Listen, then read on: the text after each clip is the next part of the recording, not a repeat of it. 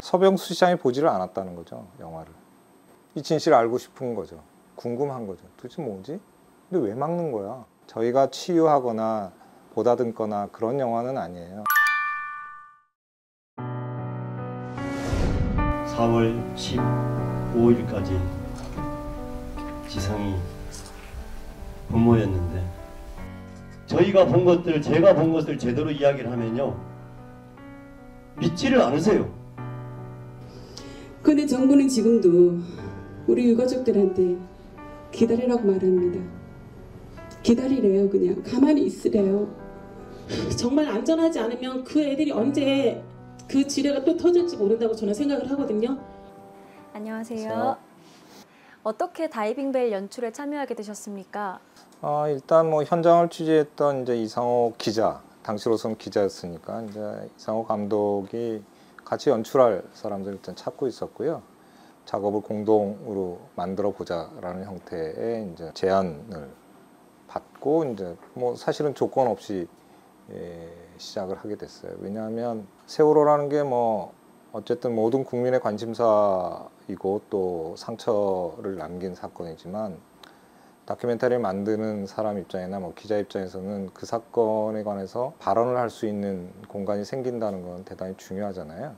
그리고 내가 사건이 벌어졌을 때는 현장에 가지 못했다는 어떤 일종의 죄책감도 사실은 있었기 때문에 뭐 정말 흔쾌히 작업할 수 있다라는 형태로 이제 결합이 됐고 이제 같이 작업을 하게 된 거죠.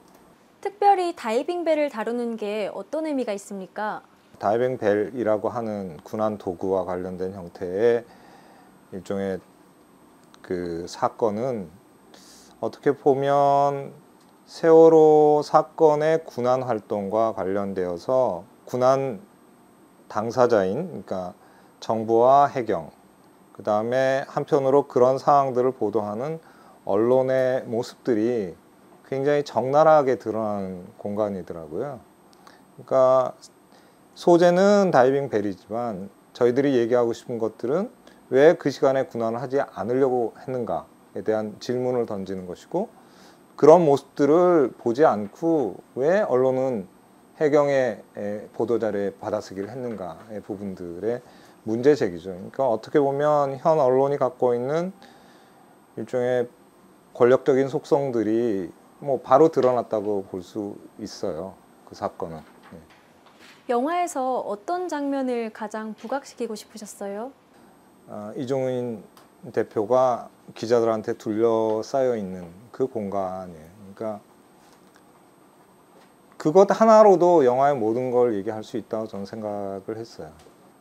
정말 폭력적이더라고요. 사건의 본질, 내용, 군안 내용에 대해서 잘 모르는 기자들이 일종의 이종인을 한 개인을, 어떻게 보면 작은 개인이잖아요.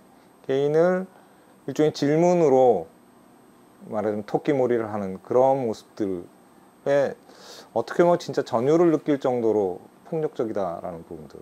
자, 처음부터 구하실 수 있다고 생각하셨어요? 못 구한다기보다는 안 구하신 거죠 지금. 아직도 해경이나 언딘 쪽에 섭섭한 부분이 있습니까? 실험이라는 이야기가 있었어요. 거기에 대해서 어떻게 생각하십니까? 더 빨리 하실 수 있다면 더 빨리 수습하는 게 더 낫지 않나요? 공이 누구다 이것 때문에 돌아오셨다는 말 자체가 너무 궁색한 변명인 것 같습니다. 세월호 밑에서 기다리던 수종자들이 굉장히 많았는데요.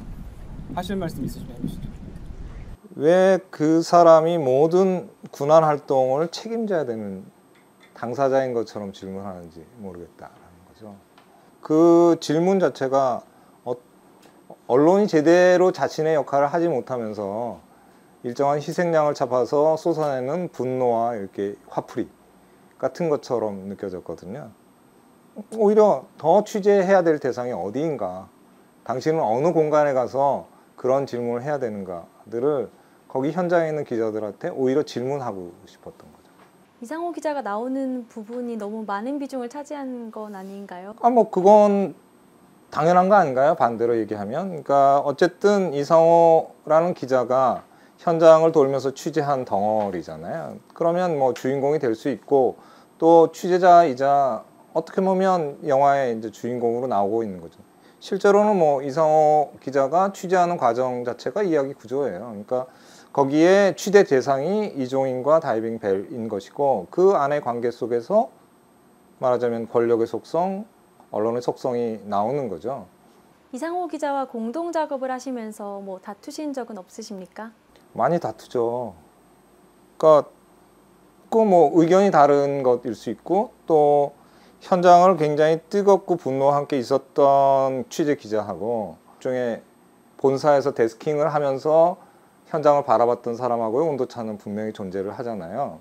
저는 차분하게 온도를 좀 낮추는 역할을 한다면 이상호 기자는 그 온도의 적정선, 그러니까 자기의 온도를 낮추는 부분들은 이해를 하면서도 뭐라 그럴까, 현장의 어떤 그런 치열함이나 분노들을 전하고 싶은 욕망들, 또 그런 소리들이 저한테는 이제 정리하는 과정에서는 대단히 도움이 된 것이고, 그리고 오히려 제작 과정에서 이상호 기자한테 질문을 많이 던지는 사람이 되는 거죠.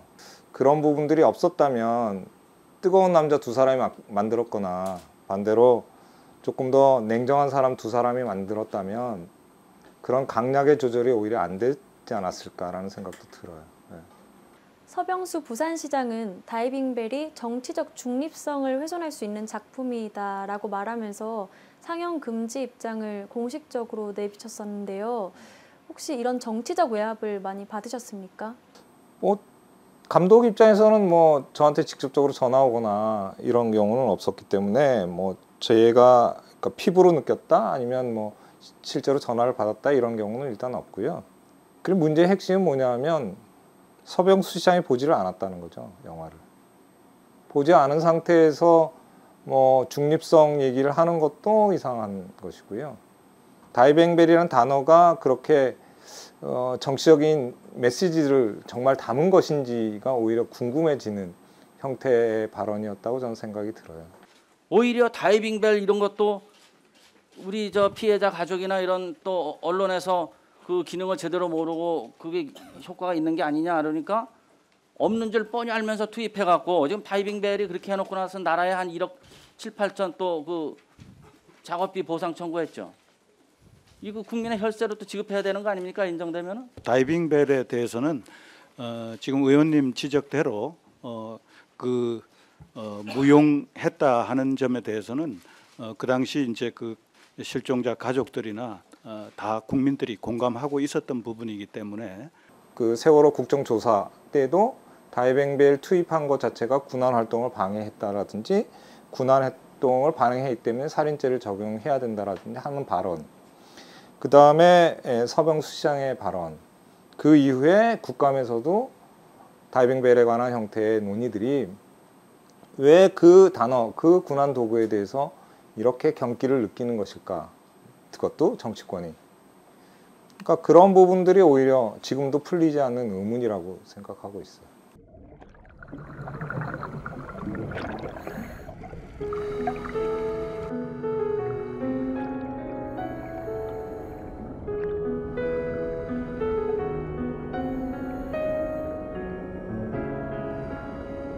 기자들이나 다큐 감독들이 사실은 되게 답답해하고 있어요. 이걸 보고 나서.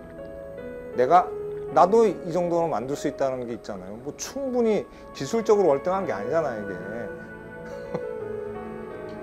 다 있는 거고, 다 널려 있는 거란 말이에요. 널려 있는 거를 내보낼 수 없는 현실이라는 게 얼마나 기가 막혀요.